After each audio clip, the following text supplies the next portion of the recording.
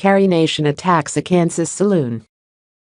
Convinced that her righteous campaign against alcohol justified her aggressive tactics, Carrie Nation attacks a saloon in Wichita, Kansas, shattering a large mirror behind the bar and throwing rocks at a titillating painting of Cleopatra bathing.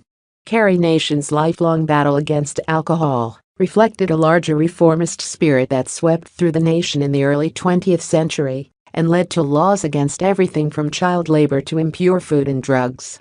But Nation's hatred of alcohol was also a deeply personal struggle. In 1867, she married an Ohio physician who had a serious alcohol problem. Despite Nation's efforts to reform him, her husband's drinking problem eventually destroyed their marriage, and he died shortly after they split. Nation remarried, this time to a Texas minister. She and her new husband moved in 1889 to Medicine Lodge, Kansas, at a time when much of the state was emerging from its wild frontier days. Convinced that drinking was the root cause of all social evil, Nation decided to close down the saloons in Medicine Lodge and other Kansas cities by traveling throughout the state and preaching her temperance message. Nation soon found that her inspiring speeches against demon rum had little effect on the wilder citizens of Kansas, though, so she decided to take more aggressive action. Claiming she was inspired by powerful visions, in 1900 she began a series of well-publicized attacks on Kansas saloons using her favorite weapon of moral righteousness, her trusty hatchet.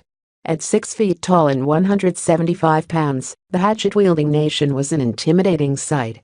She relished chopping up barrels of whiskey, destroying expensive bar fixtures, and berating the stunned bar owners and patrons for their evil habits. The sale of alcohol was already illegal in Kansas, but the law was largely ignored, so Nation reasoned that it was the responsibility of law-abiding citizens to destroy not only the alcohol, but also the saloons that sold it. Local law enforcement, however, did not usually agree, and Nation was frequently jailed for her disturbances. Although Nation's campaign of saloon vandalism won her national fame, the immediate results were disappointing. She managed to pressure Kansas into enforcing its prohibition laws more aggressively, but when she died in 1911, most of the country still sanctioned the sale of alcohol. Ironically, by the time the U.S. adopted prohibition in 1920, Nation was largely forgotten, but the hatchet-wielding Kansas reformer unquestionably helped lay the foundation for America's noble experiment.